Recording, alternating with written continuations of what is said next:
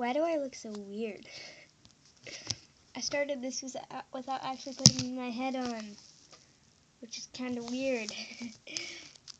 But I started with light.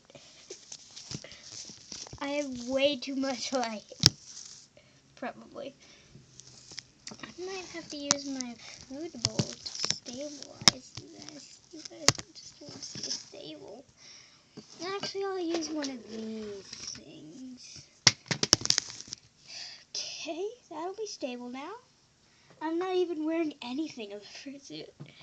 Okay, put on head. Put on my head. So today we'll be talking about how to tell your parents you're a furry. Now, how I did it is, and this is one of the first places you should look to know how to do this because it's a pretty good explanation. So, how I did it was I first was kind of showing my dad a lot of animal type memes, and then all of a sudden I was like, hey Dad, do you like mascots or anything? And he's like, yeah, I do. And then I say, well, there's this thing called a fursuit. That's what I have. It's kind of like a mascot, but it's your own original character. And there's this thing that goes with it. It's called the furry fandom. Now, yes, there's a dark side, but mostly there is a pretty good side. And yeah, it's this place where people who have talents show their talents and things called these things fursuits. And people who don't have them, they're good too. They have some qualities too. But I also slowly started showing him about the conventions, and I said, you know what, Dad, for my birthday, if there's any convention near my birthday, then can I please go to one? Also, if you're a parent watching this wondering what a furry is, here, I'm gonna explain it to you without the head on. So, what a furry is a person who enjoys anthropomorphic animals.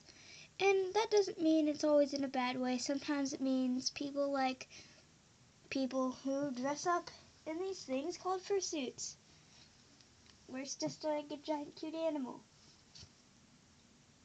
And sometimes it means people like looking and drawing art of these animals. And there's these things called fursonas, and this guy, his name is Blizzard, he's a fursona. I have some fursona art, and I'll go grab it, and no, I won't grab it. But it's just, people draw art. It's about this, it's just a bunch of stuff. There's also, excuse me, I just ate. But there's also a thing called furry cons. And if you're a parent and your kid ever asks, Mom, can I go to a furry con? Or a fursuit con? Or a furry convention? The first thing you want to do is see if your kid has done any research, or adult has done any research, or you've done any research.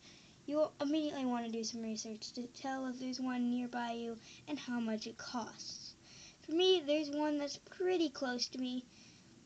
It's actually quite a whiles away from me, but it's one of the closest ones to me. It's called Midwest Fur Fest. And I really want to go to it because all the pictures and con videos are awesome. I think I'm a little too overexposed. Is that better? still quite a bit. Maybe that one. Yeah, that's better. And there's if your kid ever asks, can I go to MFF? I just want to tell you, it's about $100 for you to stay in the hotel. And you basically have to just get the hotel to go to the con.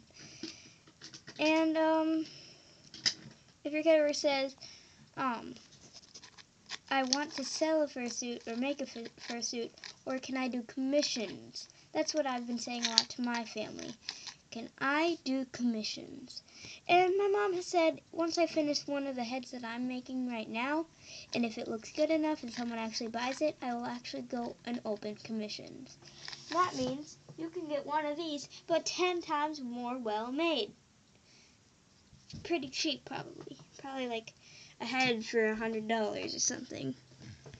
And, sorry, I'm just fixing my chair. Okay, that's better.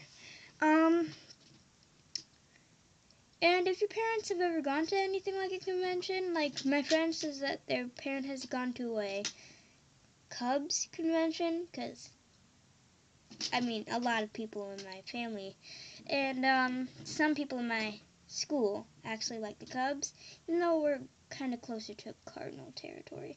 Not saying we live in St. Louis or anywhere near that. I mean, I kind of do, but it's not St. Louis. I'm a good maybe an hour away, somewhere close. But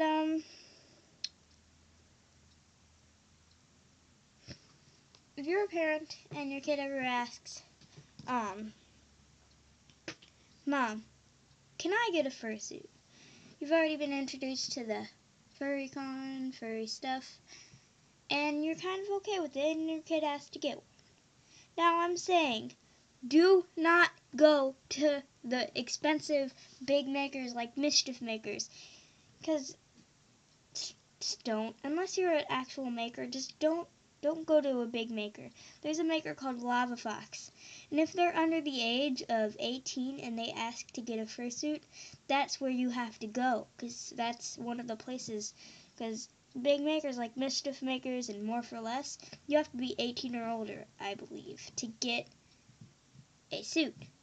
But if you're under 18, you always go to Lava Fox, because it's on eBay and they don't really care about your age. And they're usually kid size. You can just look into the sizes. Mine will, no matter, like, you can, if I am open commissions, you can say what head size you are and I will make that. I will usually be making kid sizes, but if you're a grown adult and you actually want one of these, something like this, but actually made out of fur, it'll be a little more costly, but, of course, it would happen. And probably longer than it would take me to make one of those kid-size ones. And also, if you're wondering, and you see this beautiful P in the background, no, my name does not start with a P. Don't even try that. It doesn't. It doesn't at all. Let me just tell you, it starts with a C.